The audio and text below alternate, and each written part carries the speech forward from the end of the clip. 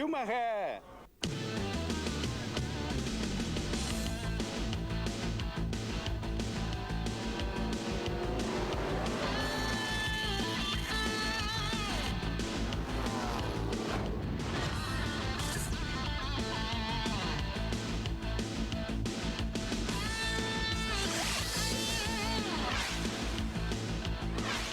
Welcome to Fox Sports Net coverage of FIA Formula One World Championship racing. The bucolic countryside around Spielberg, Austria is a picture book setting, and it seems somewhat foreign to the roar and thunder of Grand Prix Formula One race cars, but this is the site of round 10 of the World Championship. Welcome to our Toyota pre-race coverage from Spielberg, Austria. The A1 ring, rebuilt on the site of the old Österreich ring in Spielberg, but many folks, longtime race fans, still call the track Zeltweg after the old airport circuit in the nearby village here in the southern part of Austria. Hi everyone, I'm Mike Joy with five-time winner of the 24 Hours of Le Mans, Derek Bell, and the consultant editor of F1 Racing Magazine, Peter Windsor, joining us from the pit lane for round 10 of this World Championship. The season began looking like a McLaren-Mercedes rout with Mika Hakkinen scoring 2 quick wins before Michael Schumacher broke through for Ferrari in Argentina. Then it was McLaren atop the podium 3 races in a row, looking like they would widen their lead before Schumacher went on a tear, winning 3 races in a row. Canada, France, and Great Britain, a race that was tremendously exciting, Derek, but also filled with controversy. Well, it was an action-packed British Grand Prix that ended in protest.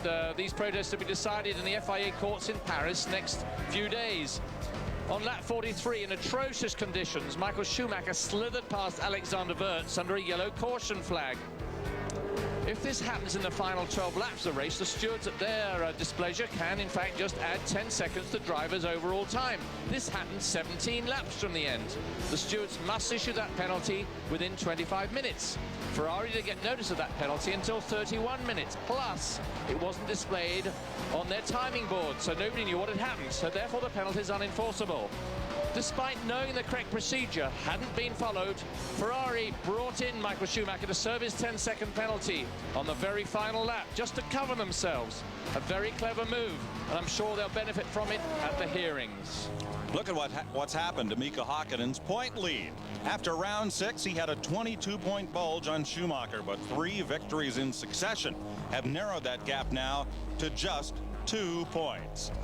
Derek, who's the architect of all this strategy for Ferrari that got them 3 quick wins? Well, it's Jean Todt. He's a great team strategist, and he was the one that brought in Michael Schumacher on this final lap. And this, of course, is his explanation of what took place and why he did it. You know, it was a lot of confusion because we were told 3 laps before the end that Michael had a 10 seconds penalty, and the way it was written was not very clear which article it was applied, at what time the incident was supposed to have happened, and all that. So I mean, the confusion, and we had, as you know, very bad weather conditions. The radio was not working properly. So I mean, we decided to stop him at the end of the race in case of, but by knowing that, I mean, it could not have really happened. So I mean, we did everything we could do just to try to prevent any further problem. Now, earlier this year, Formula One tested an onboard caution light system as used, similar to what's used in the Indy Racing League, where the control tower would light up a caution light on the dashboard of each car, especially in inclement weather conditions where the yellow flags might not be seen. Schumacher has stated he'd like to see such a system in place for Formula One for 1999. As our Toyota pre-race continues, our Drivers' Championship is just 2 points apart. Mika Hakkinen for McLaren and Michael Schumacher for Ferrari. Their teammates, David Coulthard and Eddie Irvine, 3rd and 4th. And Alexander Wurz, for the first time competing in his home Grand Prix, is 5th. Over the last 3 races, Ferrari scored 44 points, only 11 for McLaren. That brings Ferrari within 3 points of the lead. Then Benetton, Williams, and Stewart. Let's join Peter Windsor in the pit lane. Peter, while the racing season has just passed its midpoint, it's the start of another season, that of facts and rumors about next year. Yes, that's right, Mike. Almost as much action off the track as on in Austria this weekend, where the Winfield Williams motorhome's been a hive of activity, with Jacques Villeneuve confirming what we all knew, really, that he's going to drive for the BAT-sponsored Reynard Formula One team next year. Interesting new project. Who will his replacement at Winfield Williams be? Rumoured to be Alex Zanardi. Breath of fresh air, I think, if that comes off. Ferrari, too, in the news. Michael Schumacher confirmed until the year 2001, and also Ferrari supplying engines again to Sauber, which is good news for Sauber. Peter Sauber confirmed on Saturday night that his budget for next year is no less than $70 million. John Alesi definitely staying on, but a question mark over Johnny Herbert. No changes to Benetton, both drivers the same. Lots promised for the Hungarian Grand Prix. Do they need to make any changes? Back to you. Perhaps not, Peter. Today it is in the mid-80s. The temperature's gone up 4 degrees in the last half hour or so. Last year this race run in September under much cooler conditions, but the grounds surrounding the circuit are very wet from rains throughout the weekend. Austria has given Formula One some great champions. Jochen Rindt, Niki Lauda, 10-time race winner Gerhard Berger. But the attention here is on new star Alexander Wurz. Let's meet his dad, 3-time European rally. The grid forms up for today's 10th round of the FIA World Championship. Our Toyota pre-race continues with Peter Windsor, who meets up with this week's home country hero. Competing in his first Grand Prix is Alexander Wurz, and Peter had a chance to visit with him in a very crowded Benetton garage. Well, very variable, almost blind driving. Jacques Villeneuve had a pretty hideous moment here, losing it under braking, nearly taking out one of the pros. This set Jack back a bit, which he never actually really recovered from. Schumacher had a bad time, slithered off the road. Many people fell off, but really it was John Alesi who set an electrifying time, eclipsing Schumacher's time at this point. And then it was a young man called Giancarlo Fisichella got out there and got his first pole position. The McLarens actually had a dismal time. They didn't do at all well during qualifying. Hakkinen finally nipping up there onto the second row of the grid, but it was Alesi and euphoria finally, of course, for Fisichella in the dying seconds of the session. Going to be a sun-drenched crowd here today. As we said, the ground rather damp and off circuit. It's going to be tough to get back on if anyone slides off, because it is quite wet surrounding the pavement here today, even though it's quite warm. And really their actions that sort of tipped everybody off, and it wasn't until after the race that we actually knew what had happened. So what are the issues? Well, perhaps the teams were informed too late, and certainly there was no indication of the process shown on the TV monitors. There seems to be no doubt, however, that Michael Schumacher did pass Alexander Wurz under a yellow flag 1 lap before the safety car came out. I don't feel animosity towards Ferrari. I think that they reacted in a way that we would react given the same set of circumstances. But I think the simple fact is, if the race had followed the rules, then the outcome, I think, would have been different. Of course, there's a twist in the tale. The suggestion here in Austria is that Ferrari had a lot more time to react to the problem than did McLaren. In fact, the rumour suggests that Ferrari told Irvine to slow, thus taking the pressure off Mika Hakkinen, who then inadvertently gave Michael Schumacher the time and space he needed to make that stop-go penalty. Who won the British Grand Prix? I'm sure we'll find out when the Court of Appeal meets in a couple of days. Well, all this controversy could have been saved if, of course, they'd had their little yellow lights in the cockpits, Mike. it certainly would have helped. Well, while Schumacher and Hakkinen have dominated the headlines, Eddie Irvine has finished in the points in 7 of 9 races this year, and he's only missed being on the podium 1 of those 7 races. Let's get dialed in with Eddie Irvine. Welcome back to Fox Sports Net coverage of the Grand Prix of Austria. Our Toyota pre-race counting down as the drivers begin to don helmets and strap in. We're about to go racing. Yes, it's going to be a very intriguing race, and of course we have Giancarlo Fisichella, his 34th start, and there he is on pole position, first time in his life. Very exciting moment for him. And right alongside him is John Alesi, who hasn't been on the front row for a whole year. Of course, then he was in a Benetton. We had variable weather during the qualifying session. It dried toward the end of qualifying. Heinz Harald Frentzen, who will start 7th today. But this track, Derek, fast straightaways, but paper clip corners. Is it a stop-and-go circuit? Well, to a certain degree, it certainly is, Mike. But I think one of the interesting things I must mention is this rumor that's going around that Sauber, in fact, because they run private engines, or last year's Ferrari engines, they've been asked to actually to pull over and let Michael Schumacher buy. I can't believe that could possibly happen when somebody's paying $15 million to lease those engines and asked to pull over. Can't believe it's true, but it's interesting. Can't either. Take us around this circuit, Derek. Well, it's a 2.684-mile track. It's a track, as you mentioned just now, that you need to get out onto those straights very well. We're riding with Giancarlo Fisichella as he comes up to turn 1, which is called the Castro curve, pulling 160 miles an hour or so when he comes into there, sweeping now, going gradually uphill. You need a lot of power on this circuit. There's very fast sections with low-speed corners, and he's working his way uphill slightly to the Remus curve. This is a right-hander, quite a tight corner. They go right down to 40 miles an hour. Second gear as he works his way out of that. Again, it's getting out of the corner that matters, and power is all important as he sweeps his way along the top, 180 miles an hour as he goes down into the Gosser curve. This drops down to the right-hand side like almost a double corner. Here's the first part, here's the second part, but flat nonetheless through here. Works his way into the Niki Lauda curve. Now this corner has an adverse camber, and you've got to be in there nice and tight and early so that you don't slide off too wide on that curving. Down the hill into the powerhouse curve, down a gear as he goes down there, works his way down up to 180 miles an hour. Yet again, this beautiful countryside, this beautiful circuit, down into the Jockenrind curve, a little bit bumpy through here it gets. Car got to be very stable because it leads out of the pit straight, and of course back up again to 180 miles an hour. So let's go down and talk to Saulo and Coulthard about the track setup. It's a very short circuit, so you need to keep your concentration. It's very quick on lap time, and one little mistake will cost you more than any other circuit. So you have to keep it up all the time, and lots of brakings, acceleration. So just keep your concentration. That's most important this lap. The key things to being quick on a lap round this circuit is exits. Now, the majority of circuits, you've got to get your entries absolutely perfect to get a good lap time, but on this track you can give away a little bit on the entry because the exits are, on some of these long corners are so crucial for your lap time, and that's different from the majority of tracks that we race on.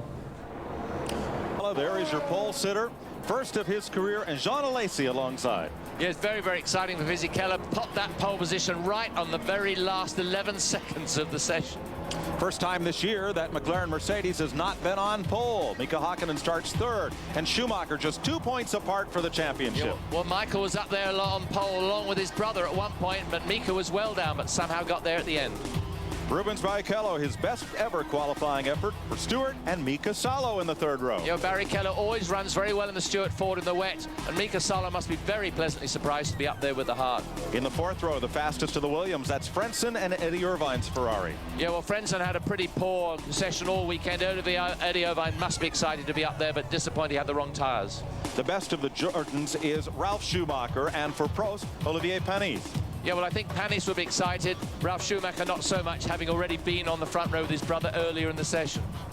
Jacques Villeneuve is back in the sixth row for Williams, and Jos Verstappen for Stewart. Yeah, Villeneuve, of course, went off the road and got back in the training car, and, of course, he never really got back in the running. Now, a number of big names are toward the back of the field. There's Pedro Diniz. David Coulthard made a wrong tire choice. He's back in the seventh row. In row 8, Damon Hill was brought in with 1 lap of his allowance remaining. That might well have been his fast lap. He's stuck back in the 8th row with Jarno Trulli's Prost. Alexander Wirtz made a miscalculation on setup. He is in row 9 with Johnny Herbert in the Sauber. And in row 10 and 11, as usual, the Minardis and the Tyrrells, Tuero, Takagi, Nakano, and Ricardo Rosset. All 22 drivers do qualify.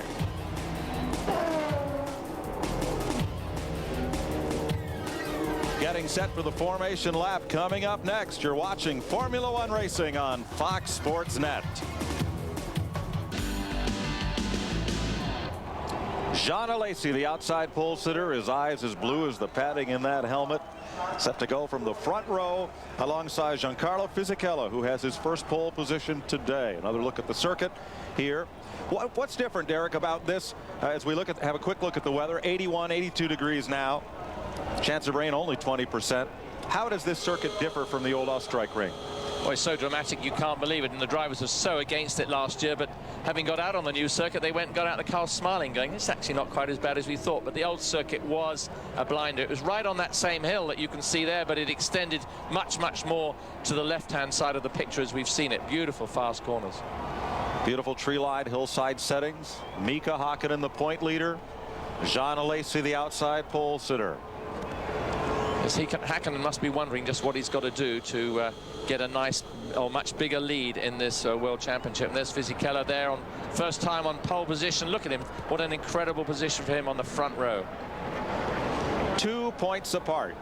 Hakkinen and Schumacher. For the Drivers' Championship, Coulthard well back. Irvine, they're just a point apart for third. Wirtz and Fisichella.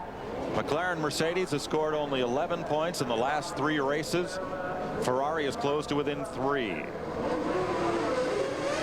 On the formation lap.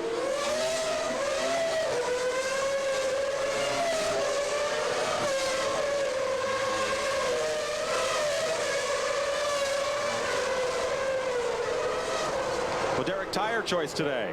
Well, it's quite an interesting tire choice because they didn't use them in qualifying. As we saw, they were all using wets and intermediates. So in fact, the regulations are that they have to choose the tires before the qualifying session for the dry setup for the next day. So a lot of these guys have only done a limited amount of sessions. That was on Friday to decide on what tires. But in fact, all the cars are running the hard compound tire except for both the Saubers and the Hill and Ricardo Rosset, and they're running the softer tires for some reason. You're on board Jean Alesi. He has last year's Ferrari engine. Right behind him at the start will be Schumacher with more power than Alesi. Do we expect a dust up on the start? It all depends on who's the cheating and using traction control, doesn't it? And what about pit stops? This could be normally a 2-stop race, but if tires grain up, perhaps an extra stop. And will some teams try to do it on a 1-stopper? Well, I think some of there's such a shake-up on the grid. You've got drivers all over the place that should be at the front. I think some of the drivers further back will go for good drivers will go for a 1-stop strategy. I think because obviously there's a lot of rain, a lot of the rubber has gone away, and so therefore there'll be much more abrasiveness of the circuit. So therefore they might have to come in sooner for tires than you think. Some might start with light fuel loads so they can come in early, get a good start, come in early, and then obviously check the tire wear for later on in the race. So we may see some very early pit stops among drivers who opted for a light fuel load and hope to get a good jump in position in these opening laps. Well, it's a very interesting track too from the point of view of overtaking. We look at it and you go, can't possibly overtake, but in fact there's some very good overtaking areas on this circuit. Basically at the end of each of the straights there's some very good overtaking spots, so I think we could see maybe more overtaking than we have on the circuits earlier this year. Remember, of course, the last 3 races we've seen a load of overtaking since the Canadian Grand Prix. And the day continues to heat up. You see the vapors rise from the surface. Temperature is now past the mid-80s and headed toward 90 degrees. Yes, it's going to be quite hot in the car as well. In fact, I know the Jordans had a problem with their engines actually overheating. The barge boards were pushing too much air away from the cooling system for the engine, so they took them off for the race. Benetton on pole on the right side of your screen, Fisichella. There is Jean Alesi just ahead of Schumacher's red Ferrari. I must just make a point there. You saw Schumacher is not straight on the grid. He didn't get into a straight groove, so he's actually at an angle. I don't know if you can see that in that shot. He's not quite truly straight, which might be a disadvantage for him. It also might be what he played at, of course. He might want to go down that side, knowing it'll be the inside. We'll have to wait and see. Round 10 of the Formula One World Championship. Set to go.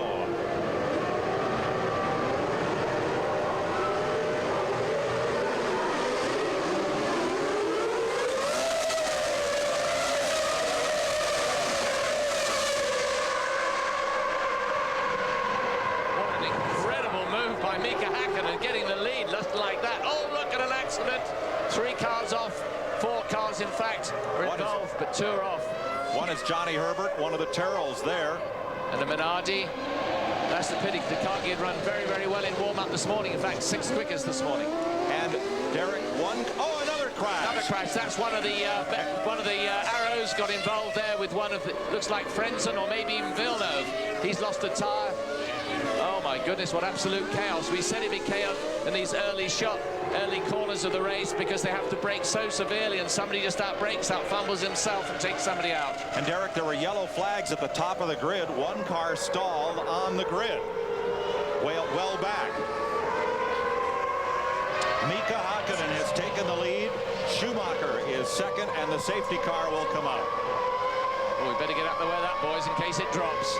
What a dramatic start, as inevitably happens in these races. But of course, everybody's so desperate to get to the front, as we said, because of the wet session. It meant that some of the quicker drivers are further back, and they feel we want to get to the front. That's where we rightfully should be. And I think that's really what happened during this situation. That isn't a good sign either. No. Now they'll all close on the safety car. What an incredible start with both front row starters being overtaken by the second row. Yeah, that was a marvelous bit of starting from Mika Häkkinen. Fisichella pushed back to third. Oh, here they are repairing. This is Coulthard's car. Poor old David involved yet again. As somebody said the other day, if he didn't have bad luck, he'd have none at all. He really has having an atrocious time. That means he'll be right at the back now. I'm reading, Derek, where they can change those nose pieces in as little as 15 seconds, and they use the same type of cam locks that you have in quick-to-assemble furniture.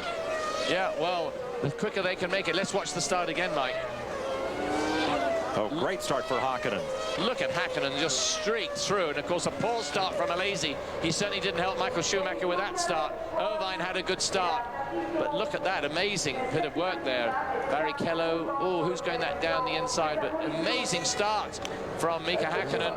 And of course, one of those cars locked up the brake and slid through the inside of the corner into the other two. Well, that's what happens, and of course, you know, the brakes have to heat up. They haven't been working at all yet, so the brakes, they never know just how the brake's going to work. Let's get another overhead shot here. You see Häkkinen going. The stalled car back on the grid, nice and neat on the first 2 rows there, 2.5 rows. Irvine nice and clear. Now let's just see what happens. Oh, a bit of touching. Oh, he lost it under braking big time. That was a really bad piece of work there by the Tyrrell, I think it was, right at the very, very back. Everyone's scrambling against the stalled car there, and they are 4 wide in the middle of the pack coming down for turn 1. Look at Häkkinen, what a superb start as he went through. Barrichello right up there too, excellent from his point of view. And then, of course, further back, it all starts to break loose. Now here we'll see the brake lock up. Locking up, you see in there, I think was Ralf Schumacher having a bit of a moment. But of course, they're all braking. There's a wing flying across from that Tyrrell as it flies across. No ring left on the back of his car. Here we go. This is from Coulthard, yes. Yeah. David Coulthard going around the outside, and he's just about to get hit there. He gets hit up the rear end, you see. Round goes the front, and he nudged into somebody else. Poor old David, that is dramatic. Little lock up there behind him. That was Irvine there doing a pretty good, actually Schumacher doing a pretty good job. Oh, look at those the two arrows in unison going around, as of course does David Coulthard. That is the problem when you're so far back. Oh, look what happens as Salo tries to spin the car. He spins it round onto David Coulthard's car. That is so unfortunate. David actually, I don't think, had any particular damage at that point. Not until then. Denise whips it around. What a bizarre start. Yeah, that was oh, here we go. There's another one up the top of the hill now. Let's just see what happens. Oh, the nose of that arrow. There he goes. Pops in the middle of the corner. Yeah, that's it. Yeah, very unfortunate. Look at Villeneuve right back there. I think it was Jacques Villeneuve. I think so. Just sitting there, just shaking his head. Yeah. Oh, look at that. Poor old Coulthard. He must think, what is happening now? He's going to speak to his pit staff. Coming in, boys. Straighten it out for me. It damaged the nose, but Derek, I wonder if it knocked the toe out on Coulthard's left front. They will have done. He's so far back on the grid, and they're working now, of course, on one of the Arrows cars. That was Salo, of course, who spun around and took out David Coulthard. All right, the pace car will come in.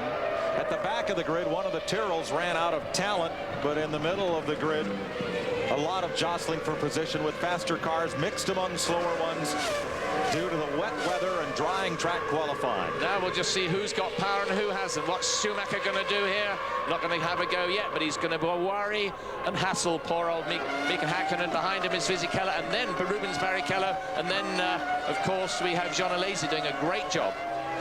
2 cars to the pit lane as we go back to green. Schumacher going down the inside. He wouldn't let Häkkinen come across to get his line, because he couldn't get his line properly, therefore he couldn't get his line out of the corner.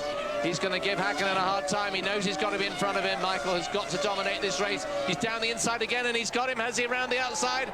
As they break down, here he comes. He's got him. Look at him locking up brakes. They mustn't both go off.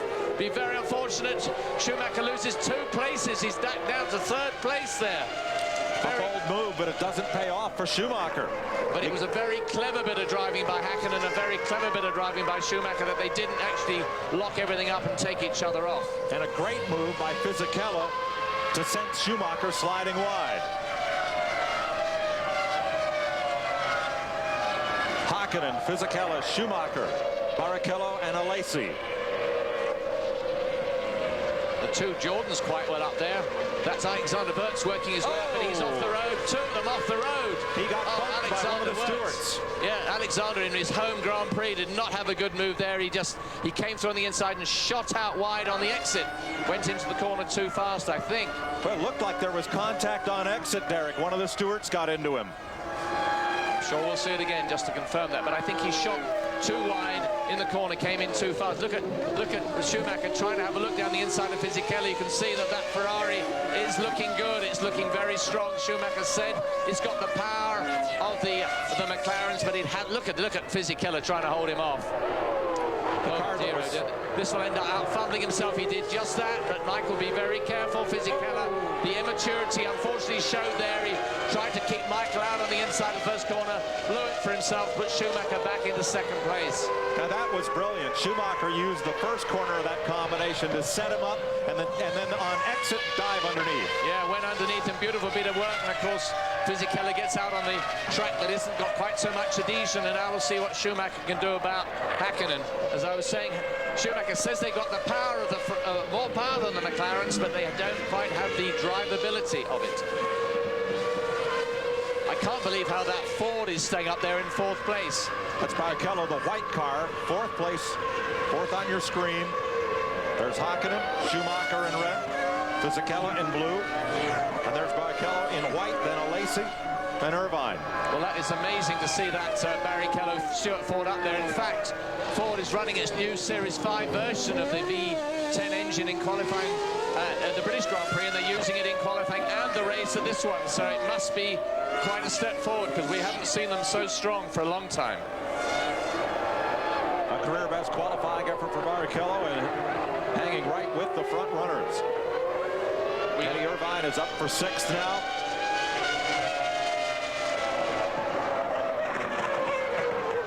I think we're going to see some quite good racing here today with these two guys in front. Remember, they're only 2 points apart in the World Championship, and I think it's 3 or 4 in the Constructors' Championship. Salo is out of the race. Very unfortunate for him, but some of it was self-inflicted, I have to admit. Michael Schumacher working to reel in the race leader, Mika Hakkinen. Schumacher, winner of the last 3 Grand Prix in a row. 0.6 of a second separate them. Fisichella starting to lose touch with the two leaders. Barrichello, Alesi now has his mirrors full with Eddie Irvine. Quite a battle there from 6th on back.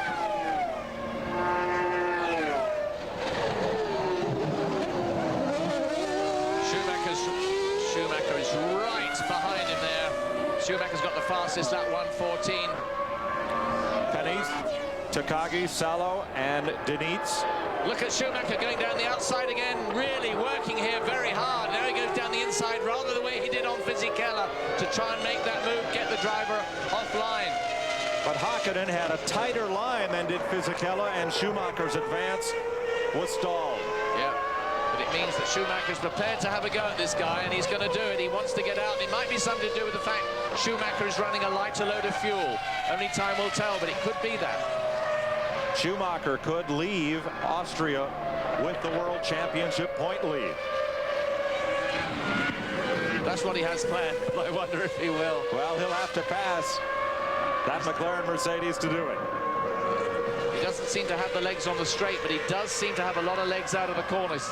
Look at that, under braking, closes up, but that's easy to do. You always close up under braking. It's a natural phenomena when you're a racing driver. Now let's just see what he does here. He has a bit of steam up here, but is he going to do it? Fisichella working his way up the hill. He's actually a little bit on his own now. Yeah, look at the big gap back to Barrichello in 4th. Irvine working Alesi. Remember, Irvine and Alesi had a terrible incident right on that very corner last year when Alesi went over the top of Irvine. Created, I must admit, by Eddie. Schumacher right in the tire tracks of Mika Hakkinen's McLaren. This is something we haven't really seen in the drive before, is the McLaren's actually being pushed by a Ferrari sort of wheel to wheel. Usually the McLarens have got away when they were in front, but they're not doing it at this time. Well, Schumacher was asked in the press conference the other day, well, how's it feel to have 30 extra horsepower from where you started the season? He goes, oh no, it's not 30, it's really only 28. Now, he was kidding, but it's true. It's certainly true that the Ferrari is a much stronger package than what they started the season. Oh, it's astonishing what Ferrari have done. McLarens seem to have actually stalled somewhat. Don't seem to have gone anywhere very far lately. Ferraris have really climbed very fast. Mika Hakkinen was asked, what's the difference? And he says, well, Ferrari has improved, but also about the same time Goodyear came up with a much better tire package than what they started the season with. Of course, McLaren on Bridgestone, Goodyear on the Ferrari, and both the constructor and the tire manufacturer making some big gains. It brought Schumacher this close to Mika Hakkinen, 2 points away, and this close in the race. Lazy's just slipped, Irvine's just slipped by a Lazy too, so he's going to be working over Barry Keller anytime soon. Look at Michael looking down, he's all over the back. But remember, Michael's aerodynamics are being really traumatized by Hakkinen in front of him, and this is going to make it so difficult for him in these fast-ish corners to do anything about him. He's got to make the move really under braking or upset Hakkinen on the entry to the corner. And Derek Rubens Barrichello has given up a fine fifth-place drive. He's made a stop in the pits. Oh, that is very unfortunate for the Fords. They were going so well. We don't quite know what it is, whether it is an engine thing. It must be engine or transmission. Mika Hakkinen leads Michael Schumacher in the Grand Prix of Austria. Pole sitter Fisichella sits third, then Eddie Irvine. You're watching Formula One on Fox Sports Net. At the start, one car stalled on the grid, a lot of jostling down toward turn one. Mika Hakkinen bursting through for the lead. But it was a clear run through to the lead. He did a very good job, and there was no incidents in that first little group. But then it starts to come as some look at that. Minardi comes in, locks it all up. Actually, I think it's a Tyrrell. Locks it all up as he comes into the corner, and then of course goes across the road, and everybody takes everybody out. And this is coming up the top, of course, to the Remus curve. And this is where, of course, David Coulthard has this moment. Sarlo spins into poor old David, and of course that's the end of Sarlo's race, and Villeneuve was involved in that as well, but I think he was just a bystander. Mika Hakkinen has just set fastest lap of the race on lap 10, and dogged pursuit by Michael Schumacher. But of course Fisichella is not dropping back either. Interesting to note, he's just staying there. But often when two guys are dicing in front, you can stay with them because they're trying to shut the door on each other and try to outmaneuver each other as they're thrusting around. Now behind the leaders, there's Hakkinen, Schumacher, then Fisichella. Eddie Irvine is fourth. Jean Alesi, Heinz-Harald Frentzen, and the two Jordans battle for fifth. Ralf Schumacher and Damon Hill. And David Coulthard, after that crash and pit stop, is back on track in ninth in the second McLaren. It is interesting just to see the two protagonists for the World Championship running nose to tail in a Grand Prix. It doesn't happen that often. It is great to see that they're actually both going for it. But look at the power of that McLaren. Having said that they don't go that, haven't got more, they have got the same power as Ferrari. They seem to go streaking up the straights, that's for sure. And as the fuel load lightens, Hakkinen continues to set fast lap of the race. Just pipped it again. Yes, and Schumacher can only be a matter of thousandths behind him because he's staying with him all the time. See, Michael's going to have to do is, by running this close behind him, he's inclined to overheat his tyres just a little bit. As we watch Burt's back down in 15th, remember he was involved in an off-course excursion earlier. But of course Schumacher is in fact scuffing his tyres a little bit too much, overheating the tyres, and so he's going to have to back off a little bit, let it all cool down, and then come back into the game. He just can't keep the pressure up second after second. So a bit of separation now between the leaders, 0.6 of a second. Hakkinen to Schumacher, McLaren to Ferrari. Then Fisichella, who started on pole, and that gap had widened. You just saw Irvine go through, and there's Jean Alesi leading Frentzen, Ralf Schumacher, the two yellow cars with Damon Hill, and here's Coulthard right back up with that pack battling for fifth place. Yeah, Coulthard's really streaked up to catch that group up. Mind you, several of the cars did go out, so of course he did make the road open. Plus, of course, remember, he went out behind the pace car and therefore would have been right behind them when he started his quest to fight his way through. But Alesi could well be holding this group up a bit, although they're not doing that much about overtaking him at this time. And Coulthard has a look down the inside of Damon, gets by him. It's good of Damon to let DC through. Remember, they were teammates together at Williams. And he's acknowledging it by waving to Damon, thanking him for letting him go through. because no, Damon probably saw what happened to David at the start, knows he's got a quicker car. John Alesi is one of 4 Goodyear drivers who've chosen the soft tire compound today. Damon Hill, Johnny Herbert, and Ricardo Rosset are the others. Everyone else on the hard tires. Fast lap again for Hakkinen at lap 13. It could well be, of course, that the McLarens are running on a one-stop strategy. I would have thought Coulthard would be on a one-stop strategy, being that far back. Mika Hakkinen, I'm not so sure about. If he's recording quickest laps of the race, it's unlikely that he is running on a heavy fuel load at this time, but who knows? He's a very talented and capable driver. And this race could well fall to the Benettons. Derek, we've seen them run one-stop strategies a lot this season. And if Fisichella well placed right now, as he is in 3rd, if he's on a one-stopper, that could really play in his favor. Yes, I would imagine Wirtz would have been on a one-stopper. Fisichella, I'm not so sure about being on the front row of the grid, but then David Richards might have decided it was a good move to make.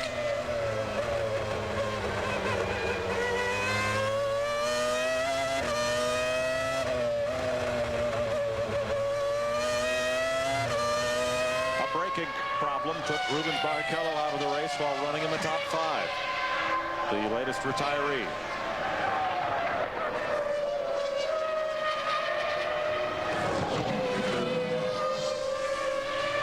Michael Schumacher, new contract in hand, 3 more years with Ferrari, $33 million. Yeah, that's all.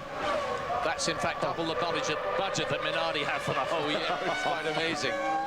But in fact, Jacques Villeneuve, he's signed too for the British American racing team, the Tyrrell team, for next year with his manager Craig Pollock for a reputed $15 million for the year. So they're all getting up there in this multi-million-dollar program. You know, the funny thing is, I've never met a successful race driver who drove just for money. No. I mean, you've got to do it for the real passion of it. You can't risk your life and do this. It's not exactly always a pleasure out there. Look at David Coulthard going down, having a look on the inside of Ralf Schumacher. Is he going to get him? Yeah, good for you, Ralf. Don't get too involved in that. Let's David through. Up to 7th place from 14th on the grid and a pit stop under caution. So Coulthard working his way up into a points-paying position. Yes, and how he deserves it too if he can only get up there and do just that. As I said, he could well be on a one-stop strategy if they felt the tyres could make it. Here's the move again. I mean, no doubt about it. David makes his moment. They can see him behind him, and Ralf just slides over to let him through, and then doesn't want to lose momentum so that Damon goes by him. Leaders stay in close contact. Mika Hakkinen on McLaren Mercedes, Michael Schumacher for Ferrari, Fisichella, Irvine, Alesi, and Frentzen. We'll be right back. Schumacher has just had a wild ride through the gravel trap. Well, he lost it coming down, excuse me, down the turn through the A1 curve, went on the dirt. Oh, he's now had an explosion as well. Maybe that was something to... No, that's Frentzen, another red car. He's got an engine gone. But Schumacher went flying off the road, lost all the wings and bits and pieces and paraphernalia on the front. So basically, he's out of the race. Now let's just see what Eddie Irvine can do. Irvine catches up to Schumacher, passes easily. So now it's down to Eddie to get up there and stir him up. And I guess Eddie will now get underway a little bit harder. Eddie's up for 3rd now. The order is Hakkinen, Fisichella, and now Eddie Irvine. Then Schumacher, his car wounded. Look at the damage underneath. And no, of course, no front wing remaining. Let's watch what happens. Here he goes. Look, just understeers off the road, or certainly slides off. Gets it on the kitty litter. Look at it fly. Boy, look at him being pushed around in there, those G-forces. Because he is still traveling like crazy. Brakes are locked up, trying to slow it down. But he had a mighty ride, and I don't know whether they'll just change the nose and that's all the damage. We'll have to wait and see. Front wing, side pods gone. Of course, no aerodynamic downforce on the nose. Schumacher will have to steer it toward the pits. And there's the big blow up of Frentzen. Oh, that's that Mechachrome engine. You don't often see those let loose, do you? Very, very unfortunate incident there for Frentzen. Of course, Jacques Villeneuve's cruising, not cruising, but he's having a miserable time back there in something like 10th or 11th place. Schumacher has yet to get back in the pits. He won't be long now. Did he continue on around? No, here he is. Here he is. Michael Schumacher just 2 points out of the lead for the Drivers' Championship. How much damage was done to that car? Well, he certainly damaged the sides, as you say, the barge boards on the side. The nose is totally destroyed. And any other things they have actually on the sides of the car. But maybe the back of the car looks fine. Mind you, the back of the car was off the road most of the time, off the ground. Well, they won't really know until Schumacher gets back up to speed the extent of the damage. I mean, you can easily damage the suspension. Remember, these suspensions are much more frail than they are actually in Indy cars. And, of course, he really took to the kitty litter and hit those bumps very, very hard indeed. Now remember, the gravel is very, very wet. That makes it a lot heavier, and it doesn't displace as easily, so he won't slide through the gravel. He'll just bounce up and across it. Here's another look at it. He just pushed in the corner, and the car just like slid across the road. He was lucky that car didn't flick over. I mean, he just, as you say, that the gravel is very, very hard packed, and he just bounced across it. Mind you, I think if he had slowed down any, and he might have flicked over. Hakkinen, of course, has got a fairly easy run now, but I wouldn't discount that Irvine's going to come and give a little bit of worrying. One of the Jordans in the pits, that's Damon Hill, who was running 7th. This may be part of this early stop, 2-stop strategy, Derek. It's pretty early on, but I mean, anything could be happening. Of course, Damon was in a group of cars, and he felt that he wanted to come in and get out of that group. Remember, behind a Lazy. And here he comes out now, but he was behind a Lazy and his teammate and probably wanted to clear a bit of track. Well, he'll have that now, at least for a bit. And it was clear, I think, from the way that Coulthard caught and easily passed Damon Hill, that Hill's car was not up to his liking. We just heard a report that there was, well, we saw the damage to the barge boards on the side of the car. So we don't know how that's going to affect the cooling of the car, because it looked like to me that they were going to deflect the air, not in the radiators, but down under the wheels, which is not where you want the air to go. You know, with all the crashing, spinning, and the stalled car on the start, are you surprised they didn't restart the race? No, I think they're learning a little bit from IndyCar racing or American racing and deciding that the pace car is quite a good idea. And we've seen it coming into use a couple of times. In fact, we think we saw it in Canada, or not think, we saw it in Canada, and it really does work. Well, is this Fisichella or Wirtz coming in for Benetton? I'm guessing they're bringing Wirtz in. We'll see. Fisichella, of course, is now in 2nd place behind Hakkinen. Doesn't really follow they bring Wirtz in, because I would have thought he would have been on a one-stop strategy. Certainly not 2, but who knows? We just don't know what the tire wear prognostications were like. There's Fisichella, who, like Hakkinen, is on Bridgestone. All the Bridgestone drivers on the hard compound for today's race. Wets and intermediate yesterday. Here he comes Fisichella now into the pits. So the pole sitter gives up 2nd place.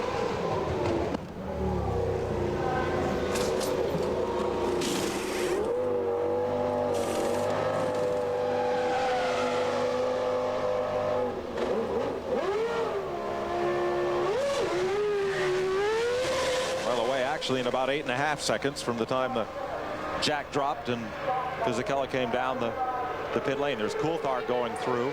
It's quite a slow exit there too on that exit of that pits. You know, it's a very severe turn onto the hill as they work their way up the hill. He's getting out in amongst there, in the course in there with Lazy. Yep. He's got to keep ahead of him. Is he going to do it? Yes, I think he might. Certainly want to pump one another off. Oh, dear. Oh no, they collide. Dear, oh dear, that was really bad reading. That's exactly what Lazy did last year, and now he's gone and stalled it, having spun it around. Look at him. He did that last year when he went over the top of Eddie Irvine. The 2 front row starters have crashed. Oh, Fisichella's going to be really fuming about that. Remember, he came out of the pits, and Lazy was on the out, and he'll put the wheel back on. Felly will be penalised for that one. Lazy stalled it, so that's the end of that. They'll have to lift his car out, push him out the way. Bad spot. Well, all the yellow flags are out. The guys will be slowing down. There's marshals everywhere. Boy, they put 2 of the main contenders out. That'll help Schumacher work his way back up a bit. They started on the front row. Both had high hopes of points and perhaps a podium finish. And they crash as Fisichella has exited the pits. And hard to tell from that angle who didn't give who enough room. Well, Lazy is ahead. Look at him on the right of your picture. He turns in. And Giancarlo goes right in across the curb to take him, as if he wasn't prepared for Alesi to pinch him like that. It was rather pig-headed. Now you see what happens, he turns in, but Alesi, I think, just didn't give him the room. But why should Alesi? Alesi was ahead. And Alesi, you know, here we go again. Let's just see what happens from in Fisichella's car. Comes in the corner, Alesi comes in. Fisichella knows he can't get through. He was barely up to the right rear wheel of Alesi. How could he have thought that was his corner? That was a very naive, very naive move, if I may say so. So now Wirtz is in, and apparently he is on a two-stop strategy.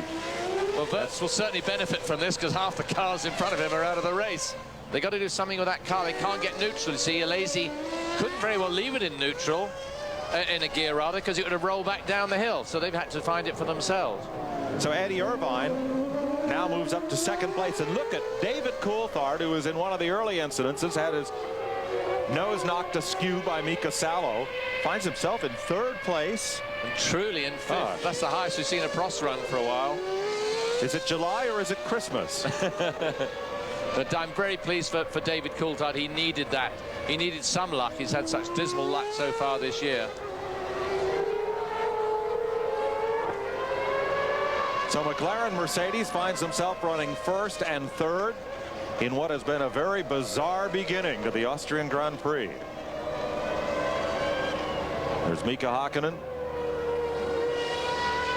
Well out in front now of Eddie Irvine.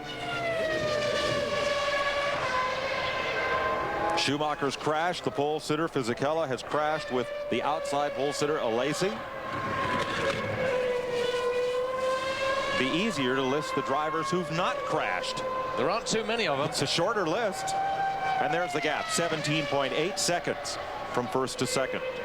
Can't say it, but it would be an incredible opportunity for Eddie Irvine to win his first Grand Prix here if something was to happen to Hakkinen, which of course would keep the World Championship wide open, but let Eddie actually get through there and get a victory, which I think he so well deserves, because he's had to play second fiddle for so long. Interesting where Eddie said he could have moved to a better situation, but not a better car for next season. Well, he means he could have gone to a position where he would have been the #1 driver, but he would have got probably fairly good money, but he would not have had a better car. And you have to admit the Ferrari is the class of the field at the moment. There's the gap from Irvine back to David Coulthard. It's about 5 seconds. Mika Hakkinen. McLaren leads Ferrari. McLaren and Jordan. You're watching Formula One on Fox Sports Net. To the Grand Prix of Austria, Mike Joy with Derek Bell. Every night at 10 on Fox Sports Net, Fox Sports News Prime Time, with all the scores, all the highlights, all the breaking stories. Your hometown team 7 nights a week. We're there. Fox Sports News Prime Time every night at 10. Check your local listings. Lap 26, Ralf Schumacher makes his stop.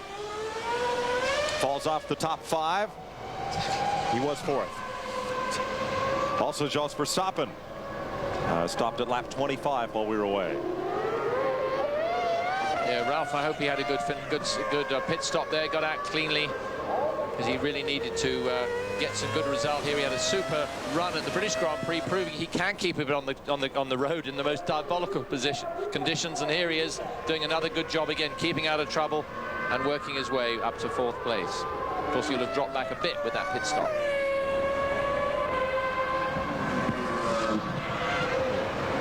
This looks like Villeneuve going off the road here. He was pushed off.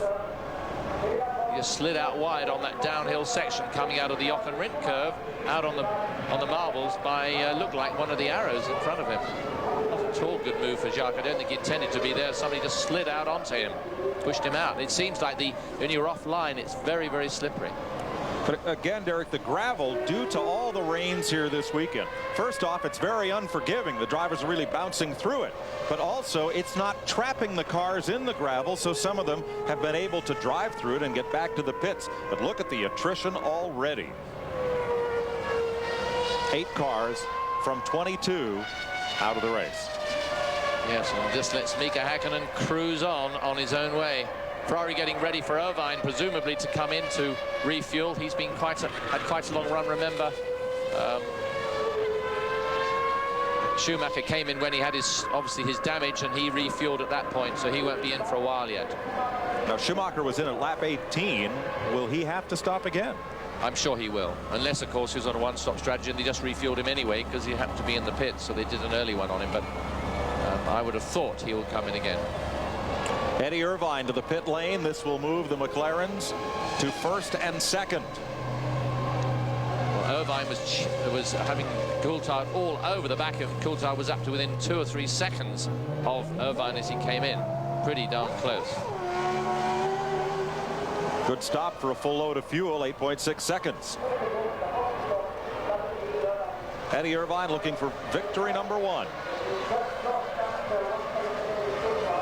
Shows how few cars are on the track. There's nothing on the pit straight at this time. We're down to 14 cars. Well then, a perfect time to pit Irvine because now he has completely clear track ahead. Absolutely, and then he can really get on with it. We just don't know what Häkkinen's going to do about his stopping. You know, we've seen before that McLarens are very capable on these Bridgestone tyres of doing a one-stop strategy, and that is probably just where they're going to do it. They were going to do it earlier in the year in places, but had mechanical problems. But this would be a classic example of a one-stop race for them. And Häkkinen's lead now is immense. His closest pursuers have either driven off the track or crashed. After 29 laps, Fisichella and Alesi crashed together. Frentzen lost an engine. Barrichello lost brakes. Diniz and Salo involved in opening lap incidents. Panis and Takagi on the first lap. It was Takagi's Tyrrell that slid into a pack of traffic at turn 1 over braking.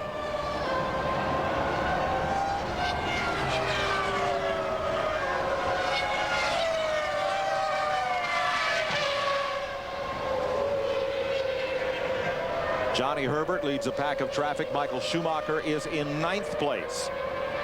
That's Michael coming up behind his brother and, of course, Johnny Herbert. 7th, 8th, and 9th. Johnny Herbert has come up from 15th on the grid. Oh, I apologize. It's Damon Hill. Very difficult to see from a distance. I thought Ralph, I must say, should have been further in front because he was lying 4th when he went in for his fuel, but you never know what happens on those early laps. Let's hope that Hill and Schumacher don't have a moment. They certainly had some strong words over the past few months over some of Damon's driving tactics.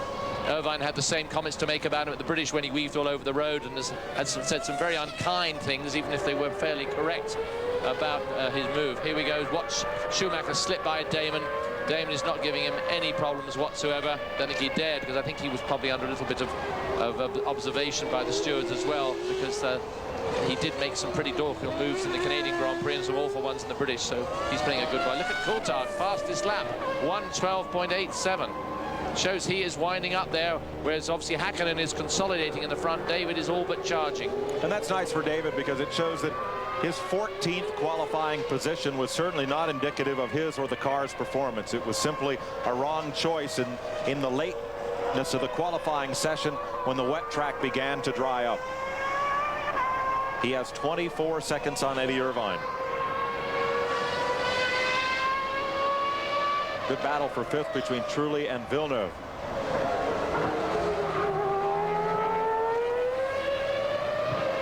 Eddie Irvine running 3rd. Remember, Eddie will have new tyres, whereas the other two do not have fresh tyres, although, of course, David did change his tyres on the first lap after his, of course, the excursion with all the traffic. He's very lucky, considering what happened at that beginning, that he's still running, because he got quite a fair old welt there from Salo. You'd have thought that it might have damaged the rear suspension just a little bit. How tough is it, Derek, to maintain your focus on a clear racetrack? You have no traffic, nobody to catch, nobody to stave off. You're almost time trialing out there. Yeah, it's not an easy thing to do, but, you know, people always say to me, how do you get along with concentration? Is it difficult concentrating? In fact, concentration isn't the problem. It's actually relaxing when you get out of the car that isn't. So, in fact, in this particular case, I think Mika will certainly be concentrating very, very strongly, but you know, there's nothing like working away at every corner, trying to go a little bit faster each time, get a better line, get around better under braking, conserving the brakes, conserving the fuel, and just conserving the whole car and the tyres, but going quicker and quicker and doing just that conservation act at the same time. And that's what he'll be working on.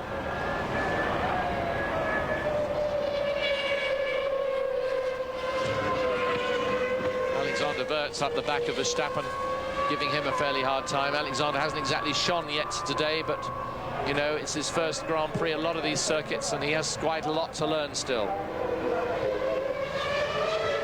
It's also a great battle for fifth going on between Jarno Trulli, Jacques Villeneuve, Johnny Herbert, and Michael Schumacher. It's interesting to see how Schumacher works his way by those. Of course, we don't know just what damage there was to Schumacher's car that we don't know about, and only Michael knows. Watching Alexander Wirtz in the Benetton competing in his first home country Grand Prix. After 32 laps, Mika Hakkinen leading. Welcome back to Fox Sports Net coverage of the Grand Prix of Austria. 1 week from today, Michael Schumacher on home ground, the Grand Prix of Germany, as he battles Mika Hakkinen for the World Championship. Next Sunday at 3:30 on Fox Sports Net. Check your local listings and watch qualifying Saturday on Speed Vision. Michael Schumacher has blasted past that pack, and while we were away, Mika Hakkinen made his pit stop for McLaren Mercedes. And in fact, Hakkinen was very, very close behind Schumacher and was in the position that he could have probably lapped him. He was only 2 cars right behind Schumacher as he came in, of course. A slow motion look at McLaren pit stop in action. David Coulthard, Hakkinen's teammate, has taken the lead. And now they're ready for Coulthard's second stop. Remember, he stopped to fix crash damage after the bump with Mika Salo. And now Coulthard will give up the lead, and Hakkinen will retake it as Coulthard makes his stop.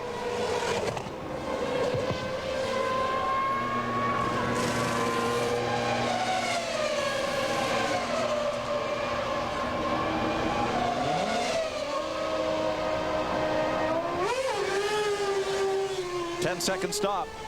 Yeah, well, Hakkinen's already gone by and up the hill and out of the way as David comes out. And as I said, the exit of the pits, actually, they're fast there, but it's quite a tight turn uphill as they come out. You can see he has to really get the power on as he goes high up and screams up the hill after him. But Mika will be along the top section, probably some 12, 14 seconds ahead, I would suggest.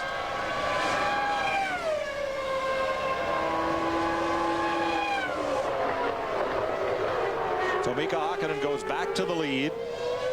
On the start of this race, Hakkinen started third in the second row, made a brilliant move past John Alesi and Giancarlo Fisichella, and Michael Schumacher slipped through to take the lead and has been headed only on the pit stop exchange.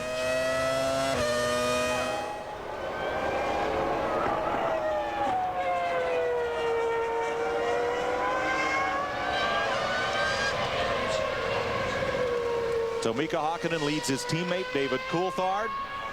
Eddie Irvine for Ferrari placed in third. Ralf Schumacher up for fourth. Michael Schumacher has now climbed to fifth. He's passed Johnny Herbert and Jacques Villeneuve. Villeneuve in sixth. Nice to see David Coulthard's girlfriend looking a little happier this week. Because they must have had a lot of soul searching the last few weeks as poor old David's trying to straighten his career out.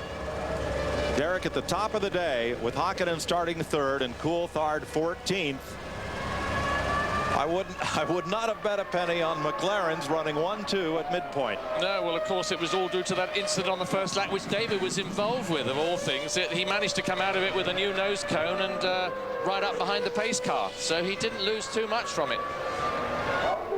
Schumacher's working his way through. He got by Jacques Villeneuve, and he's worked his way up now to sixth place. Irvine, of course, still in third, but we don't know just what damage might have incurred to Michael's car underneath or tucked away in the suspension. Johnny Herbert, the remaining Sauber, making his pit stop. Front row starter Jean Alesi knocked out in a crash with Fisichella. A very unnecessary incident, too.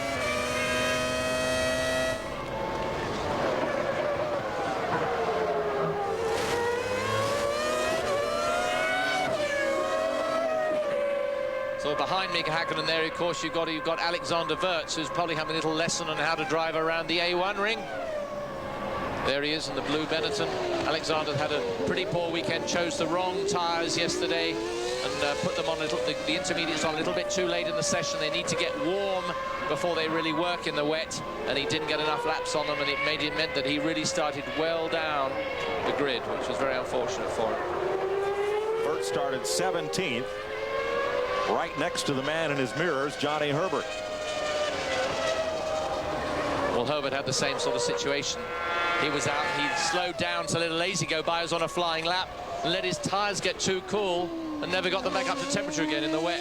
Most unfortunate. Remember, of course, they only have 12 laps in which to qualify with. 7th place car, Jarno Trulli, making a pit stop. And here's a look at your drivers in the points position.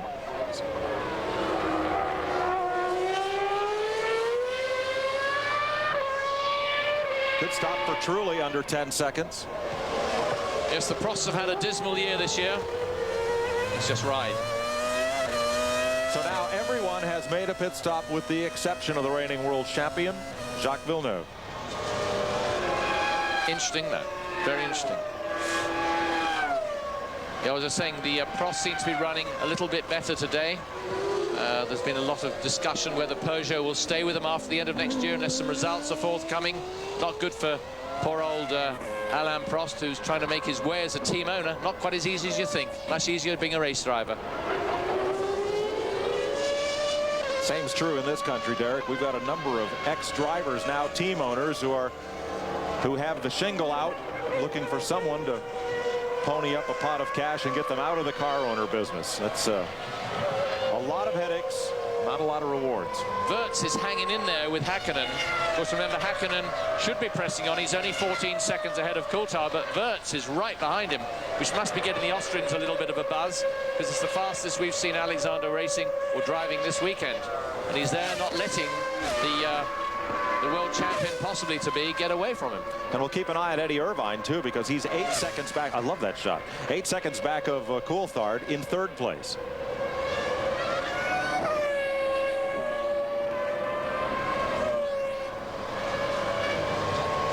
Damon Hill running quite a quiet race back there in 7th. He's let Ralph get away from him. Ralph, of course, is in 4th place, just ahead of his brother Michael. Damon's there's Eddie Jordan, team owner. Damon's had a pretty quiet season. There's not been a lot of pop in his gun this year. No, and there's talk about where he might go. You know, will he go along to the BAR team along with Jacques Villeneuve? I don't personally think he will. They say he's going to stay at Jordan, and he seems content at Jordan, but I think you need to be more than content. You've got to be fired up and want to do something about it, and it worries me whether Damon's intentions are really as strong as they should be. His teammate Ralf Schumacher, though, showing well today. Schumacher posted 4th. Well back of Eddie Irvine. But remember, he had a wonderful race at the British Grand Prix, driving through from way down the grid. Basically the back row, because he got penalised in qualifying. He started from the back of the grid and worked his way through, right up through. Super bit of driving. Ralph started 9th today. There's his older brother Michael. He's up into 5th, but still a long way back from the McLarens. The McLarens of Mika Häkkinen and David Coulthard lead Eddie Irvine's Ferrari and the Jordan of Ralf Schumacher. You're watching Formula One racing on Fox Sports Net. Eddie Irvine to the pits, rather Michael Schumacher to the pits for Ferrari.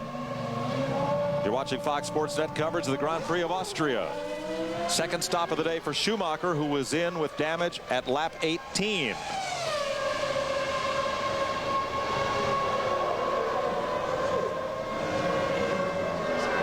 Now they were set for Jacques Villeneuve to pit, but with Schumacher in the lane, Villeneuve opted to take another lap. Remember, Villeneuve hasn't been in at all yet. And we're 41 laps into this race. 30 to go, so of course they're going to make sure that he has a quick, a shorter run he can to the end on fuel. The more laps he can do now, the least amount of fuel he have to put in the car. And of course, Michael is now behind Damon again. Let's just see the Michael and Damon show and see what happens here. Nothing too dramatic. Think those two exchange Christmas cards? I don't think so. No. They don't talk too often. Michael says he's an impossible man to talk to, but I would have thought Damon's quite an easy bloke to talk to. But when you've had the aggravation they've had starting back in the Australian Grand Prix, Michael Schumacher's brother Ralph is in the pits in the Jordan, but he will presumably come out ahead of Schumacher, of his brother Michael, though, at the end of it all. Now that's the 4th place car, Ralf Schumacher. Quick job with the tires, and here comes Villeneuve. First stop of the day. And probably his only stop. Should be. All that brake dust coming off those carbon brakes, running up to 1,400 odd degrees. So that will shuffle the order somewhat. With the two McLarens out front, Eddie Irvine in third. Now there you have a good shot there. You know, you've got a picture of Ralph, followed by Damon, followed by Michael. And that's the order they are on the road. As I said just now, it'd be interesting to see just what Michael does when he catches up. To start with Damon and then to go after Ralph. Remember, this is probably the first time that I can recollect that Michael's actually will be challenging his brother for a points position, and Eddie Jordan will not be looking for his drivers to pull over in brotherly love. No, money above family in this case, and they are 4th, 5th, and 6th place.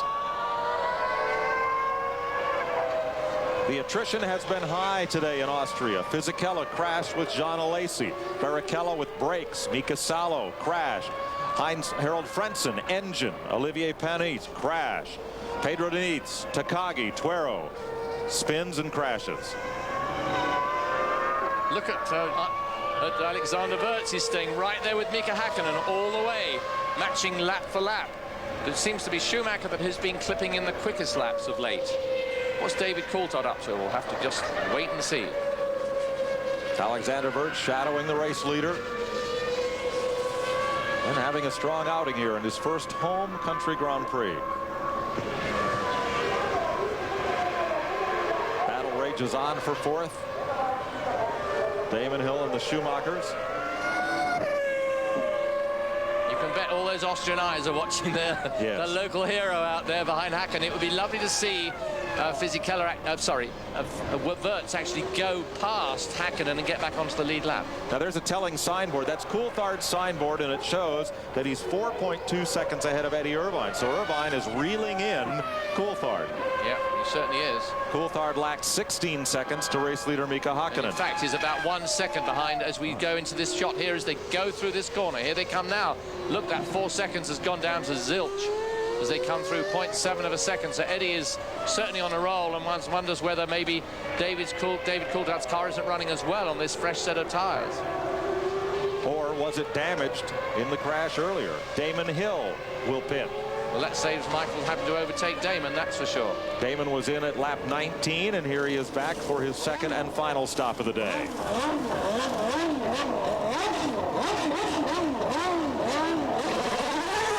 Good stop, excellent stop from the Jordan crew today. They've done a good job on their cars. And Eddie Jordan may have a chance to see both his cars finish in the points today. Well, don't say that. I said may have. Yeah, I know.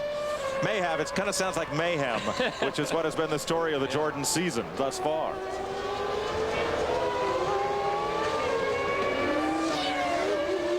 Häkkinen and Wirtz. There's Damon. I'm surprised how Häkkinen isn't trying to streak away a little bit harder than he is. You'd have thought he'd want to put more of a mark on this race. But, you know, you just never know whether there's his wife, Aria, who he married just some weeks ago, hoping that her man will come in as world champion at the end of this season. Reported, Derek, that what happened to David Coulthard was he had an off. He went off the surface, and that erased his 4-second advantage on Eddie Irvine. That'll do it, you know. Yes. Take to the grass, boy, and you're going to lose some time. So now they'll make a more interesting dice, that's for certain, the second place. And there again, the pit board for Mika Häkkinen. 20 seconds, the gap over David Coulthard, and an indication of the lap time below. That's Norbert Haug, the head of Mercedes Motorsport. Must be a much happier man this year than they have been in previous years. Of course, Mercedes dominating the GT series, the World GT series as well, with their sort of touring car, GT car. Now David Coulthard is a second on Eddie Irvine. Then the Schumacher brothers and Jacques Villeneuve at 6th. That's Jos Verstappen having one of his second pit stop of the race. It's good to see Jos running well. after Barrichello had that problem, which is very unfortunate for Barrichello. Saw a puff of smoke out the back of Irvine's car there as he put the power down. Hope it was nothing he's going to suffer from later. Familiar sight in all the earlier races with Ferraris, but we haven't seen much of mechanical attrition with Ferraris this year. They've been so reliable. 47 laps complete, 24 to go. Mika Hakkinen leaving David Coulthard, Eddie Irvine. Of course, we didn't know that Michael Schumacher is going to stay with Ferrari until the year 2001, but Eddie Irvine, he could be moving. I still think it's the best bet for him is to stay with Ferrari and pick up a couple of wins here and there if things go wrong for Michael, but at the same time, there's nothing like being your own master and being #1 in a team, and Eddie, I think, has deserved that. And Schumacher, though, has stated he would like Irvine to stay. They seem to have a very good working relationship.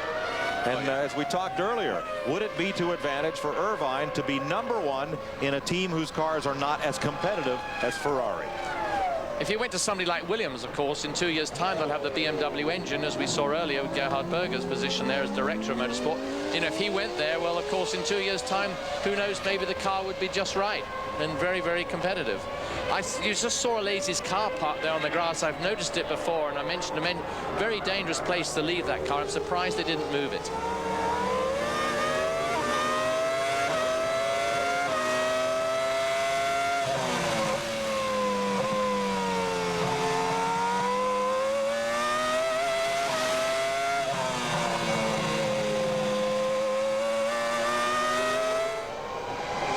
And Alexander Wirtz will make his final stop of the day.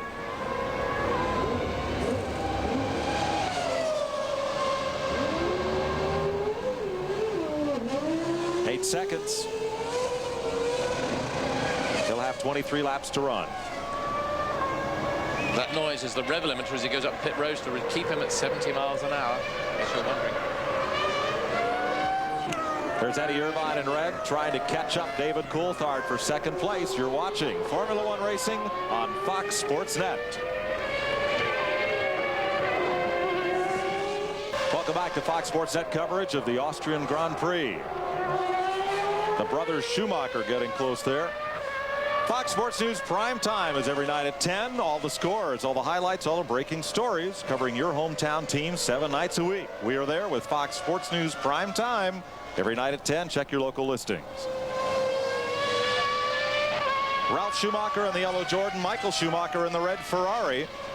They battle for 4th place. And we had a shot of a very nervous looking Eddie Jordan wondering just what was going to happen to his boy Ralf, hoping Ralf won't go off the road, trying to keep Michael off his tail. Michael's actually not making much impression on Ralf at all. It looked like the Ferrari team were preparing for a pit stop from somebody.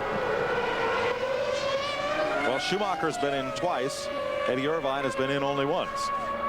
And when Irvine stopped, it was at just about lap 30, well shy of halfway. So Irvine may need another stop. Look at him. Look, having a look. Oh, they Michael. both lock up. Yeah, the two brothers out fumbling each other. Oh, I wonder when that was going to happen. We've been waiting for years for this moment. That was an Alphonse and Gaston routine almost. He just dared hit his brother. He knew he dared hit him. He's looking down the inside, but he doesn't want him to go, so he goes to the out, and everything locks up and slides out. Michael, look at his hands operating on those wheels. He did the only problem with what he did, of course, he would have worn some tires out. Eddie Irvine's second stop of the day. He's the 3rd place car and gets out in 7.5 seconds.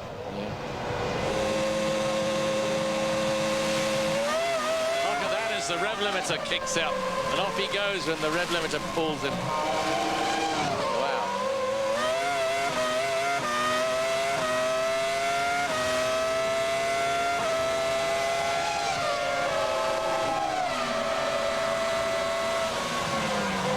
Naught to 180 in about 7 seconds. Oh, that is blinding fast. That corner was interesting, as you said, Derek. Michael in the Ferrari looked to the inside. Ralf locked the brake, slid wide to give Michael room on the bottom, and Michael had already committed to the outside, and we nearly had 2 Schumachers in the gravel. Yeah, that would have been quite something, and I'm sure it would have hit the newspapers in a big... Here we go again. Let's just watch it. Ralph gives him lots of room down there. Ralph gives him room. Yeah. Oh dear, here is Verstappen's engine. Looks like the engine on fire. With smoke coming out the back where he spun maybe on an oil, because it certainly was flames out the back there for a second or two. Very dodgy position as they work their way back downhill. Here he comes. It's about to explode. There it goes. Probably helps him spin because oil would go on the rear wheels. Of course, he loses the drive as well. He's turning into a very fast corner from 180 miles an hour. And of course, look at that. Out it comes and round he goes. Now that corner will be slick, and he's right there on the racetrack at the track out point of the corner. Yeah, well, that's coming down the Jochen Rindt curve down towards the A1 curve, just coming downhill onto the pit straight. Here's the battle, brothers Schumacher again. Michael looks, not this time. He just doesn't. This is a really Michael, for the first time, has really got to think very heavily about how he does this, because last thing he needs is to take his brother off. It just wouldn't be good for the record. No. Here he goes now. Ralph shouldn't get such a good time. Michael nipped down the inside and could get the acceleration as he goes out. But no, he hasn't got the acceleration to overtake him. That's quite interesting. See, what he did is he sort of dummied him a bit as he came in, made Ralph take the wrong line. Here they are pulling the wreck away, so there's a yellow caution out there, so Michael couldn't do anything about him there. That's probably why he backed off on the straight, because he knew he couldn't go by under the yellow. Be interesting to see how they talk about their tactics afterwards. And Michael's saying, well, Ralph, you were a bit ragged going into the Jochen Rindt curve. Well, Ralph's having a career day. Yeah, well, he is having a career day, and after a great drive last week, remember, Jordan was even talking about him moving off and not keeping him for next year. And here the guy has a wonderful race in the British Grand Prix, and here he is having an outstanding drive today. Well, the first half of his season was pretty disastrous. What did he go, 5 races before he completed a lap? Well, he didn't do many races with many laps last year. But I think this year is showing a lot more composure, and of course experience is what it takes. You cannot go to the top without a lot of experience. You know who's got to be loving this? McLaren. Oh, they're loving this. Yes. Absolutely. Now, is he going to let him go this time? No, Michael has a look at the outside. Now he's going to try and get a smoother line through the corner, get the power down, and just see if that Ferrari has the power of that Honda engine, but he doesn't seem to have that much more steam. Well, he certainly distracted Here he goes. Ralph. Is he he's got in this time. He'll go down the inside, under braking, 170-odd miles an hour as they brake downhill down to the Jochen Rindt curve, down into the A1 curve. I think Ralph had enough. There's the wave. Thank you. Because a corner ago, we saw Ralph looking to both mirrors at once. Where is he? And then finally, I think he got tired of fighting. All right, Michael. Good bit of driving there. So behind the 2 McLarens and the Ferrari of Irvine. Now Michael Schumacher's Ferrari to 4th. The Jordan of Ralph Schumacher to 5th. And Jacques Villeneuve in the Williams in 6th. Those cars are on the lead lap. Now, the interesting thing about these McLaren boys is that they don't get paid very much up front, but they get $1 million bonus each time they're in. Isn't that a lovely bonus to have? And, of course, Hakkinen has won 5 races this year, and David's just won the 1. And, of course, David would like very much to get that $1 million this weekend. Plus, of course, the points. So don't tell me money doesn't come into it sometimes. Comes very well into it. Monday mornings, Derek, right? Think of that paycheck on a Monday morning. Look how much David Coulthard has opened up on Eddie Irvine, 2nd to 3rd. They were just a second apart a dozen or so laps ago. But they had a pace. They had to go in for a pit stop. Pit stop, yes. Yeah. That would be why. So he lost 20 seconds then. 8 seconds into pit, and the rest coming in and going out at the mandated 70-mile-per-hour speed limit.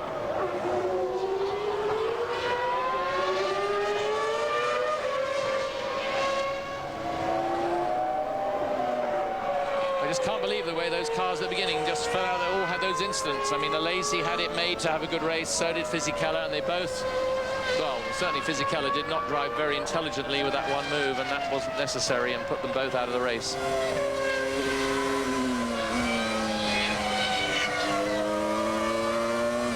Villeneuve. Just Verstappen getting a ride back to the paddock. I think instead of Stuart Ford, they should have had like Moped or something there, and I don't know what brand of tire was on that. I didn't notice. No. They didn't pick it up. Jacques Villeneuve, I can't believe he sort of is up to 6th place. He wasn't doing too well in qualifying. It's just right with him again.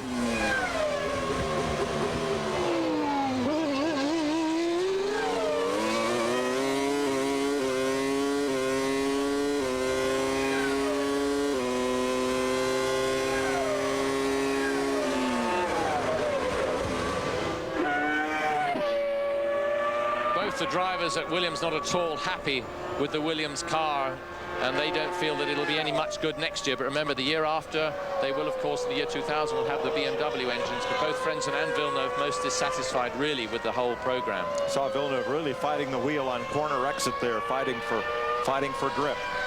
Mika Hakkinen and David Coulthard. The Mercedes started 3rd and 14th today. They have risen to 1st and 2nd in a rather bizarre race here in Austria. We'll be right back.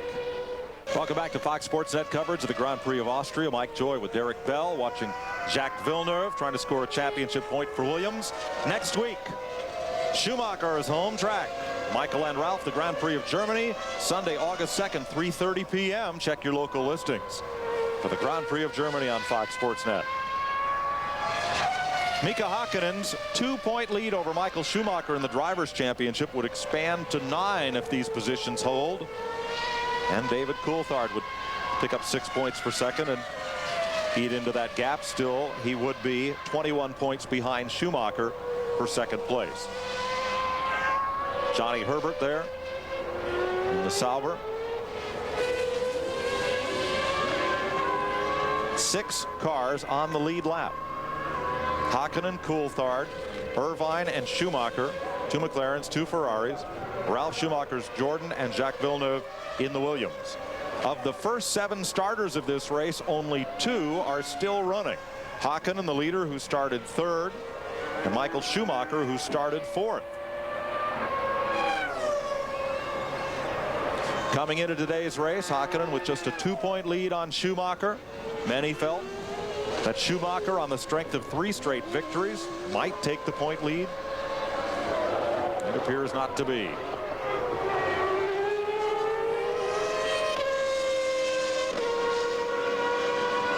Cars involved in the crashes in the first 2 laps out of the race there. It does seem amazing when you see these guys crashing so early on. These are meant to be the best drivers in the world, and there they are having these stupid sort of immature moves very early on. The race is not won until the last lap. It's not won on the first corner of the first lap, and some of it's very immature. It makes you wonder sometimes about how much money these guys get to go crashing.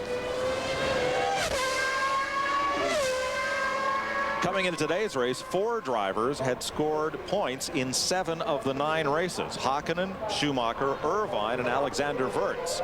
And of those 4, 3 of them are in the points at the moment. Hakkinen, Schumacher, and Irvine. Alexander Wurz is not. Of course, you realize that not only Tyrrell Minardi haven't scored any points this year, nor has Prost, which is very sad for Prost, having shown such promise last year, in fact. For 3rd place, Eddie Irvine is 12.7 seconds ahead of Michael Schumacher. And that is a closable gap. There's 16 seconds Hakkinen to Coulthard. Derek, might team orders come into play at Ferrari? Good question. A very good question. I mean, Irvine comes in here 4th in the Drivers' Championship. Schumacher 2 points out of 1st. If Schumacher were to pass Eddie Irvine 9.643, it would mean an extra point for Michael. But is it worth all of that to have it happen? It wouldn't surprise me if they did, because I know that Michael's the one they want to go for this title. I really think so.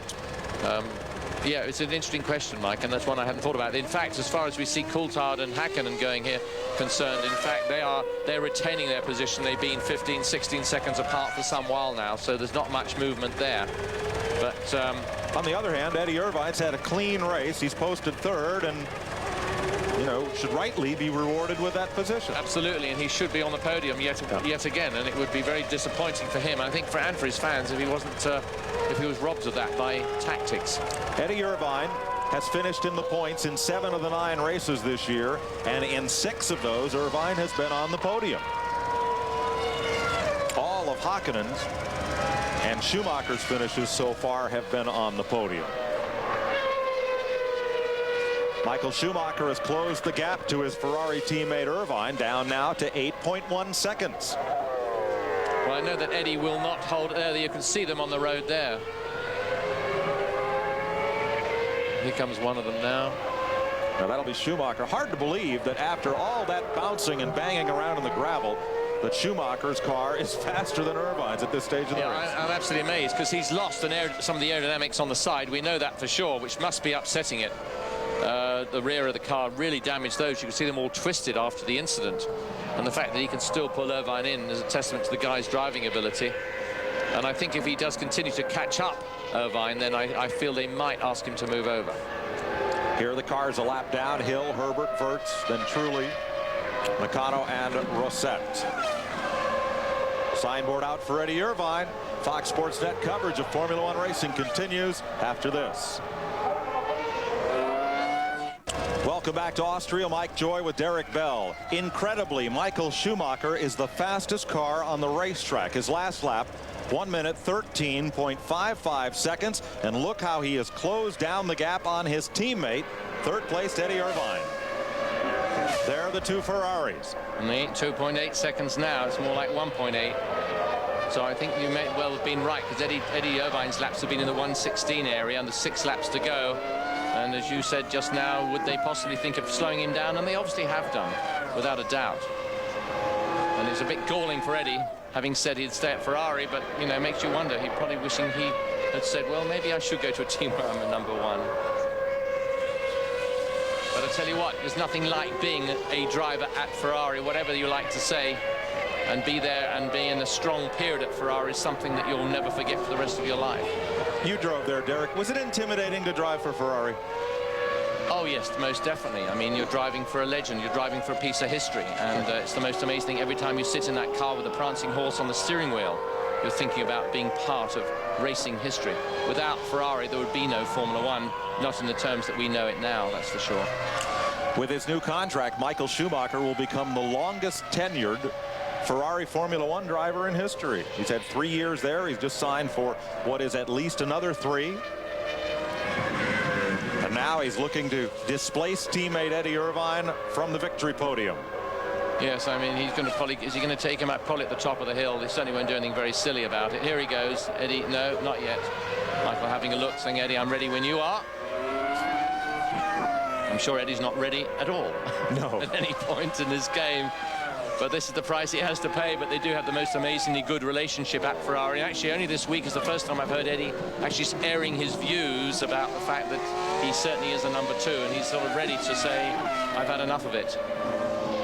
Well, early in the season, he said, I know what my job is here at Ferrari. I know what my position is, and I've got great equipment, and I've got Michael Schumacher to work with. But then he gets to a situation where he knows he can do a better job, because he's seen the equipment working for him, and he's shown to himself that he's got the ability. He says, well, I can get out there and win races just as well as Schumacher, but one has to admit, Eddie, you're just that couple of tenths off his pace. He's driven a strong race today. There's the gap from Schumacher, the second car on your screen, to race leader Mika Häkkinen, 45 seconds. Yes, I don't think Schumacher can do much about that. 2 McLarens followed by the 2 Ferraris.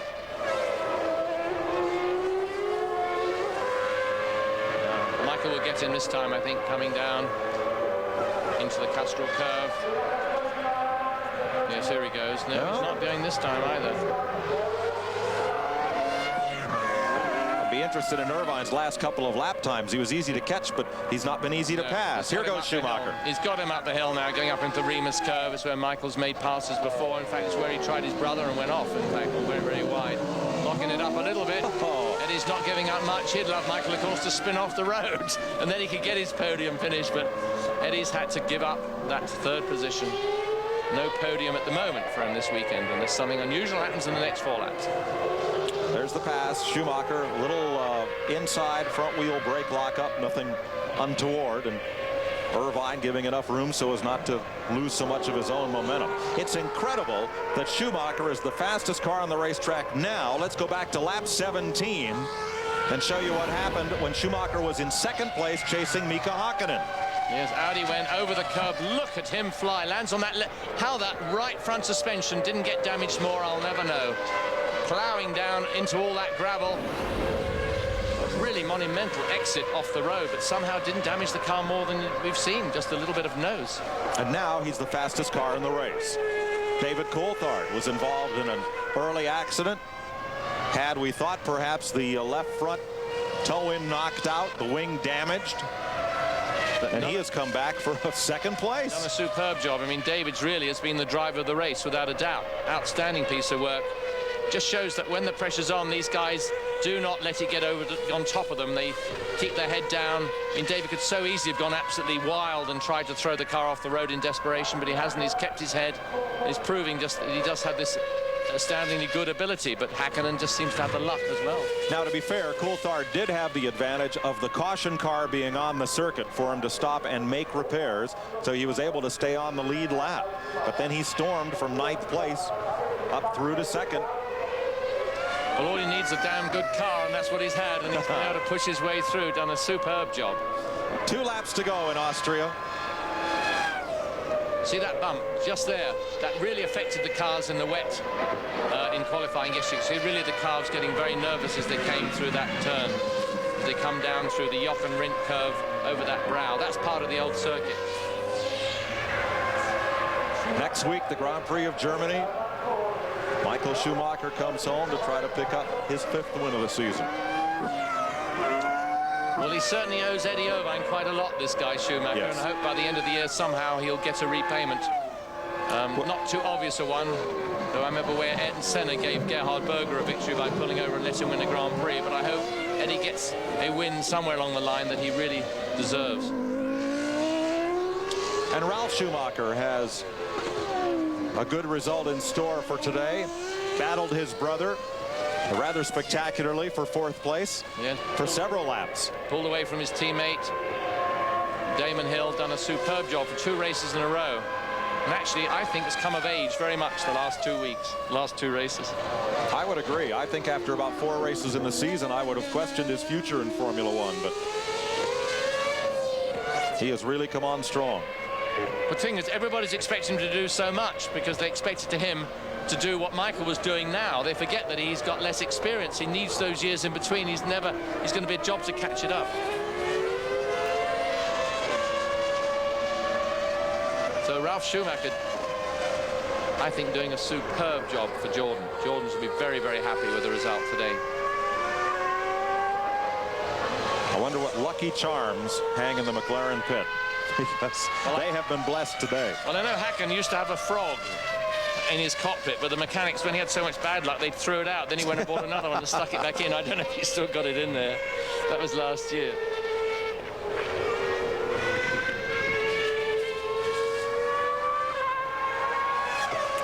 Mika Hakkinen looking for the checkered flag for his 6th victory of 1998. Rather 6th victory of his career. And the 113th Grand Prix win for McLaren. Yeah, excellent bit of driving by Mika. Wasn't deterred by anything. Held off Schumacher when Schumacher really tried to get by him. Did an excellent job. David Coulthard across for 2nd. Pulls up to congratulate his teammate. Michael Schumacher will finish 3rd, and Eddie Irvine 4th for Ferrari.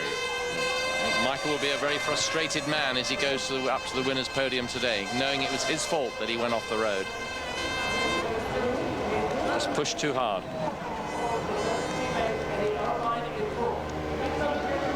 So McLaren Mercedes once again atop after 3 straight wins for Ferrari. Fox Sports Net coverage will continue right after this word. The Grand Prix is out after a wild ride. David Coulthard, a hard-earned 2nd, over congratulating his teammate and winner, Mika Hakkinen. Hakkinen and Coulthard put McLaren Mercedes in the first 2 positions, then the Ferraris of Schumacher and Eddie Irvine, and Ralf Schumacher with a fine result in 5th. The final point taken by Jacques Villeneuve. Damon Hill unlapped himself on the final circuit. Johnny Herbert, Alexander Wirtz, and Jarno Trulli, the top 10. Shinji Nakano and Ricardo Rosset also classified as finishers. Michael Schumacher, championship points.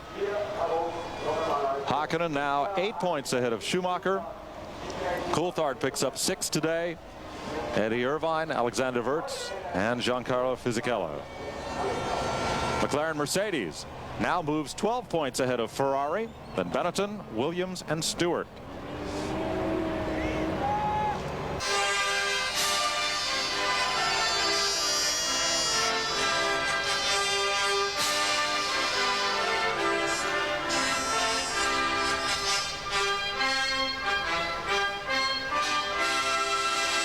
One-two finish, and we move to Germany next week. So Mika Hakkinen beats David Coulthard, Michael Schumacher, Eddie Irvine, Ralf Schumacher, and Jacques Villeneuve score the points here in Austria. You're watching Fox Sports Net coverage of FIA the Formula One World Championship. Will continue after this. One fuel stop race, and that was definitely ideal for me. And I was able to charge and go flat out all the time. I did not have any problems really. It seems to be kind of a track resisting the off I had, because it was quite high in the air, and I thought it was bigger damage, to be honest. There was enough damage anyway to come in without the front wing for one lap, which cost me a lot of time. It was, in the end of the day, it was a stupid mistake by myself. I went off the line, and as you off the line, there's so much dust that you have no chance, you just run wide. After that, great pit stop of the guys. Changed the wing and went back into the race from 16s and came third. It was quite a nice challenge, especially when my second pit stop finished. I was again behind certain cars which I just overtook. I had to re-overtake them again, and in that sense it was quite exciting. You seem to catch up pretty quickly after changing your nose cone, but the one person who caused you a bit of trouble was your brother, I think. Yeah, he was obviously fast, and he is there to race, not to give me any presents. I mean, he works for a different team, and he fought up to the end, and he did it, as David mentioned before, in a fair way. I mean, we had a kind of agreement after a driver's briefing that you change once your line, except one. It was 100% perfect today, and Ralf did it perfect. He just moved once over, and I had the outside free, which wasn't the nice line. Obviously, then the next corner, I had more acceleration. I caught him on the next straight, and no, it was perfect. You caught Eddie Irvine up very quickly towards the end. Was that a team strategy that you do that, or what happened there? No, we had a brake problem. We were very marginal on brake, both of us. Eddie seemed to be a bit worse than me, and the team asked us to slow down. And at one stage, I was able to overtake Eddie then. Well done, Michael. Mika, some thoughts on Hockenheim. You go there 8 points ahead of Michael. Mika Hakkinen 5 wins to Schumacher's 4, 6 poles to David Coulthard's 3, 4 fastest laps of the race, and the telling figures down in the lower left. He has led more than twice as many laps as anybody else this season. Next Sunday is the Grand Prix of Germany from Hockenheim. Sunday, August 2nd. You'll see it at 3:30 p.m. Check your local listings. And tonight and every night at 10 p.m. Fox Sports News Prime Time with all the scores, highlights, and breaking stories. Well, this was the excitement of the start. You see the yellow flags where, in fact, Olivier Panis had stalled, or in fact didn't stall, had it stuck in a gear or in neutral or the wrong gear. Clean start at the front, but look what happens further back. Very silly move there. Look at that.